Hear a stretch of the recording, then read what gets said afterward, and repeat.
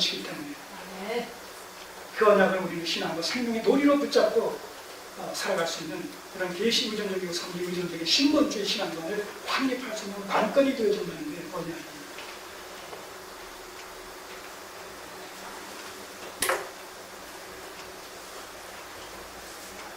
그래서 성경 속의 신적 언약에 우리는 정통해야 합니다.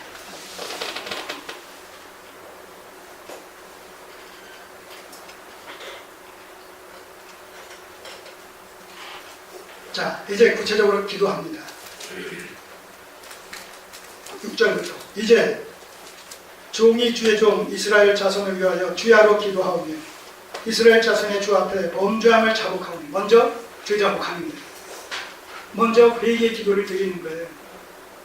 느헤미야는 유다가 바벨론에 잡혀갔을 뿐만 아니라 포로 생활로부터 일부가 귀환해서 본토로 돌아가는데 본토로 귀환한 그 유다 백성들이 동족들이 거기서 이방인들에게 고통을 또 당하고 있다, 약탈을 당하고 있다. 이것 자체도 범죄의 결과로 보입니다.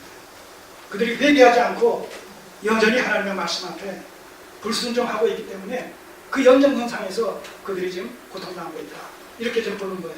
그래서 그의 이 자복 기도를 보세요. 자복하니 주는 귀를 기울이시며 눈을 여시사 종의 기도를 들으시옵소서. 나와 나의 아비 집이 범죄하여 주를 향하여 심히 악을 행하여 주의 종 모세에게 주께서 명하신 계명과 율례와 규례를 지키지 아니하였나이다. 네. 왜 유다가 고통을 당하느냐, 왜 포로로 잡혀가느냐, 왜 귀한 자들이 여전히 본토에 돌아가서 이방 족속들에게 이런 해방을 받고 있느냐, 왜 예루살렘 성벽이 아직도 재건되지 못하고 폐파된 상태로 방치되어 있느냐, 140년간을 여전히 그들이 정신을 차리지 못하고 있다는 거죠. 여기서 모세에게 주께서 명하신 계명과 율례와 규례는 말하자면 율법을 얘기하는 것이죠. 율법을 얘기하는 거죠. 총체적인 관점에서 율법을 얘기하는 거죠. 율법을 우리가 세분화시키면 계명과 율례와 규례로 나눌 수가 있죠. 교도법, 시민법, 의식법으로 나눌 수가 있죠. 네. 자, 그런 의미에서 이것은 모세 오경에 나타난 율법을 총체적으로 표시하는 얘기다, 이렇게 정리를 하면 되겠습니다. 말씀 앞에 불순종했다는 거예요, 한마디로. 자, 그렇기 때문에 8절 9절에서 이제 약속의 말씀에 입각해서, 언약의 말씀에 입각해서 하나님의 도우심을 구합니다. 자, 8절 보시면 옛적에 주께서 주의 종 모세에게 명하여 그 계명과 율례와 규례 속에서 규례를 어겼는데 그 규례에 어떤 조항들이 들어있느냐라고 했을 때 이제 8절과 9절 속에 두 가지를 그냥 극단적인 내용을 소개하는데, 8절 옛적에 주께서 주의 종 모세에게 명하사 가라사대 만일 너희가 범죄하면 내가 너희를 열국 중에 흩을 것이요, 이런 말씀이 있다는 거예요. 신명기 28장 64절에 보면, 신명기 28장 64절에 보면 있단 말입니다.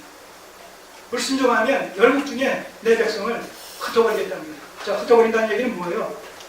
멸망당해서 포로로 잡혀갈 것이라는 얘기 아니었어요? 바로 이 말씀의 성취로 말미암아 북이스라엘이 아수르에 의해서 멸망당하고 남유다가 바벨론에 의해서 멸망당해서 아수르와 바벨론 지역에, 그리고 이제는 페르시아 전 지역에 흩어져 사는 이런 비상한 꼴이 됐다는 것이죠. 말씀의 불순종함으로.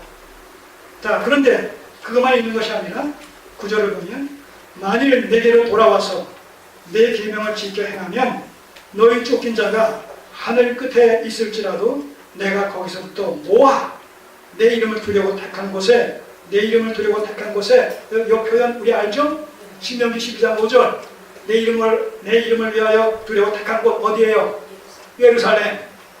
하나님의 성전을 짓겠다라고 하나님의 마음에 품으신 바로 그 현장 예루살렘 돌아오게 하리라 하신 말씀을 이제 청컨대 기억하옵소서. 그래서 우리가 기도할 때 먼저 회개 기도하고 우리의 죄를 자복하고 회개 기도하고 그 다음에 이제 구해야 될 거 아니겠어요? 잘못했습니다 라고 하고 나서 그 다음 구해야 되지 않겠어요? 그 구할 때 무엇을 근거해야 된다? 하나님의 약속의 말씀을 근거해야 된다. 하나님 이렇게 말씀해 주시지 않았습니까? 그러니 이 말씀에 근거해서 이제 나를 불쌍히 여겨주시고 이 문제를 해결해 주시고 나의 필요를 채워주옵소서. 자, 그 약속의 말씀을 붙들고 있어야 되는 거예요. 우리도 상대방의 잘못을 자꾸 추궁하고 채근할 때 너 이렇게 얘기하지 않았어. 이거 자꾸 붙들고 얘기하잖아요. 책임 묻잖아요. 네. 너 3개월 후에 갚겠다고 차용증서 썼잖아. 3개월 후에 3개월 지났잖아. 지금 4개월, 5개월이 됐잖아. 그러니까 갚아야 되잖아. 이게 바로 이 내용이에요. 불순종하면 했겠지만 순종하면 다시 하늘 끝에 있을지라도 모으시겠다는 거예요. 모아드리겠다는 거예요. 어디로? 내 이름을 두려고. 작정한 그곳 예루살렘, 하나님의 성전이 있는 그곳으로. 그런데 하나님께서도 나 몰라 하실 수 없다는 것이죠. 말하자면 쉽게 얘기하면. 왜? 약속하신 말씀이시니까 그 약속의 말씀을 붙들고 하나님 잘못했어요. 제가 지은 죄 잘못했어요. 용서하세요. 다시 안 그러겠습니다. 그러고 나서 그러니 이제 이렇게 약속하신 말씀대로 이 문제를 해결해 주세요. 지금 이런 원리 속에서 기도하는 겁니다. 자, 10절.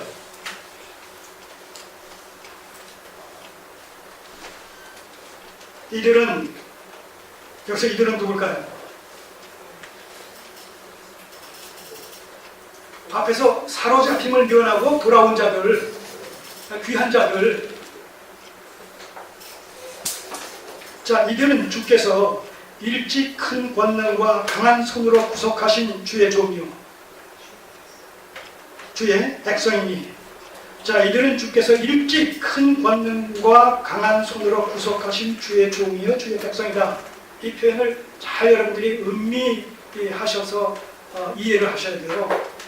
지금 느헤미야는 이들이 지금 보러 귀환한 자들이 주께서 일찍 큰 권능과 강한 손으로 구속하신 주의 종이요 주의 백성이다라고 했을 때 이 표현은 지금 누구를 염두에 둔 어떤 사건을 염두에 둔 표현이에요.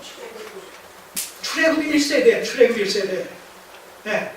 모세의 인도하에 430년 동안 종살이하던 애굽에서의 이스라엘 민족을 하나님께서 10가지 재앙, 엄청난 초자연적인 이런 그 이적과 기사를 통해서 그것이 여기서 바로 큰 권능과 강한 손, 이런 표현, 이거 출애굽기 6장에 나오는 표현입니다.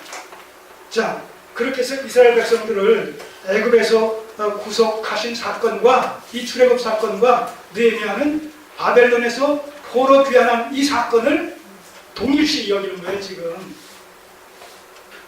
그러니까 동일시 여기게 되니까 어떤 결과에 도달해요.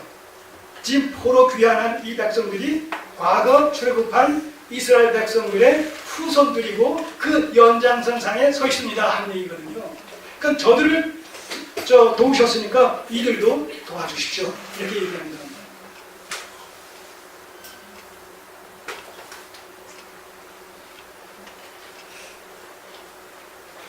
오늘 우리는 누굽니까? 그 이스라엘 백성들의 실체가 우리란 말입니다. 실체가. 그들은 아브라함의 혈통적 후손이었지만 우리는 누구예요? 아브라함의 영적 후손들이란 말입니다. 아브라함에게 약속하시면서 너의 후손들을 얘기했을 때 그 후손의 실체는 혈통적, 육신적 후손이 아니라 예수 그리스도를 믿음으로 말미암아 구원받게 될 믿음의 후손들, 곧 교회를 얘기합니다. 그래서 오늘 우리가 누구예요? 신학시대의 교회가 뭐예요? 새 이스라엘입니다. 아브라함의 참 후손이다. 갈라디아 3장 29절입니다. 누구든지 예수 그리스도를 주로 신하게 되면, 믿게 되면 누구예요? 그들이 아브라함의 후손들입니다.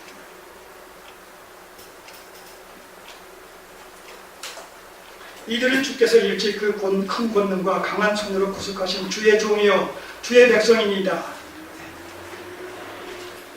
그러니까 그때도 그렇게 아브라함 언약의 성취라는 맥락 속에서 저들을 구속하셨듯이 이때도 저들을 바벨론 포로 귀환한 자들을 바로 출애굽 사건과 연관시켜서 이들을 온전히 구원해 주옵소서. 자, 이렇게 동일한 맥락 속에서 중보 기도를 하는 겁니다. 자, 11절. 그러기 위해서는 뭐가 필요해요? 회개가 필요하지 않습니까? 자, 그러니까 11절에 주여 구하오니 귀를 기울이사 종의 기도와 느헤미야의 기도와 그런 철저히 잘못에 대해서 회개했고, 그 다음에 이스라엘 백성들과 연대시켜서 연대감을 가지고 그 회개를 했습니다. 그럴 뿐만 아니라 종의 기도와 주의 이름을 경외하기를 기뻐하는 종들의 기도. 누구예요? 바로 그 남은 자들 중에서, 포로 귀환 자들 중에서 자신들의 죄를 철감하면서 느헤미야의 심정을 가지고 함께 기도하는 무리들이 있겠어요, 없겠어요? 있을 거 아닙니까? 적어도 지금 바사로 돌아온 이 일단의 하나니를 비롯한 일단의 이런 그 유대인들, 이 사람들도 그런 회개의 심정을 지금 갖고 기도하겠어요, 안 하겠어요? 하지 않겠습니까? 예, 같이 동참해서 기도할 거란 말이에요. 자, 이렇게 회개하고 하나님께 그 얼굴의 도우심을 구하며 기도하는 이런 하나님의 친백성들의 기도에 응답해 주옵소서. 기뻐하는 종들의 기도를 들으시고 오늘날 종으로 형통하여 이 사람 앞에서 은혜를 입게 하옵소서 하였나니, 이 사람 앞에서 은혜를 입게 해달라? 이 사람이 누구예요? 누구겠어요? 아닥사시다 왕이에요. 아닥사시다 왕. 아닥사시다 왕 앞에서 은혜를 입게 해주셔서 내가 이제 그를 만나서, 그가 돌아오게 되면 그를 만나서 그에게 청혼을 할 텐데 이러이러한 상황이 있어서 내가 유다로 잠깐 가야 되겠습니다. 그러니 허락해 주시옵소서. 이걸 지금 청혼을 할 텐데, 그럴 때 아닥사시다 왕이 그것을 기꺼이 수락할 수 있도록 하나님께서, 자, 하나님과의 관계성 속에서 1차적으로는 아닥사스다의 윤호를 받아야 되지만 그 아닥사스다는 누구에게 또 의존되어 있고 종속되어 있어요? 하나님께 종속되어 있단 말입니다. 그러니까 느헤미야 입장에서는 궁극적으로 이 문제 해결자는 하나님이신데, 하나님께서 이 문제를 해결해 주실 때 하나님 앞에서 아닥사스다 왕의 신분이라는 것은 뭐예요? 일개 인간에 불과하다는 것이죠. 이런 그 맥락 속에서 이 사람 앞에서 은혜를 입게 하옵소서. 그래서 그에게 제가 청혼을 늘 때 그가 하나님의 도우심으로 말미암아 허락을 하고 내가 3차 포로 귀한 자들을 인솔하고 돌아가서 예루살렘 성벽을 건축하고 신앙을 다시 부흥하고 갱신할 수 있도록 하나님 도와주십시오. 이렇게 청원하는 것이죠. 자, 그러면서 아주 의미심장한 얘기를 하는 거예요. 그때에 내가 왕의 술관이 되었었느니라. 이 얘기는 지금 이렇게 기도하면서 하나님께서 술관을 되게 하셨다는 것이 아니라 이미 그 전부터 술 파는 장이 되게 하셨다는 것이죠. 여기 1절에서 하갈의 아들 느헤미야의 말이라 아닥사시다 왕 제20년에 기슬 5월에 내가 수산궁에 있더니, 수산궁에 있다라고 하는 것이 뭐예요? 이미 아닥사시다 왕의 술 마시는 관원장의 신분으로 지금 있었다는 얘기 아니겠습니까? 근데 이 얘기를 이 기도 끝에 하는 얘기가 뭐예요? 기도 끝에 마지막 절에 자기 신분을 밝힌다는 것은 뭘 얘기하는 거예요? 느헤미야는 내가 아닥사시다 왕의 최측근인 술 맡은 관원장의 위치에, 신분에, 관직에 지금 봉식되어 있다는 사실은 이때의 하나님께서 이 유대 민족들의 문제, 이 성벽 재건의 문제를 해결하시기 위해서 그 미래를 내다보시면서 앞서 나를 이 자리에 세워놓으신 것이 아니시겠습니까? 바로 이 얘기죠. 바로 섭리 의존적인 신앙. 오늘 우리에게 필요한 것이 이런 신앙입니다. 계시 의존적이고 섭리 의존적인 신본주의 신앙관의 확립, 이게 우리에게 필요합니다. 하나님의 약속을 신앙과 생명의 도리로 붙잡고 살아갈 때에 하나님께서